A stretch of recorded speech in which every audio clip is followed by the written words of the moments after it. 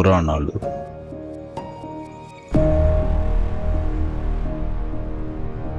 ఇతిహాసాలు,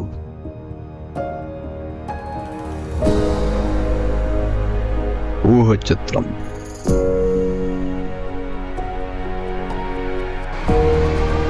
భయంకర కథలు, ఇలాంటివి ఎన్నో మన ముత్తాతల నుండి అమ్మమ్మలు, అమ్మమ్మల నుండి అమ్మ, అమ్మ నుండి మన వరకు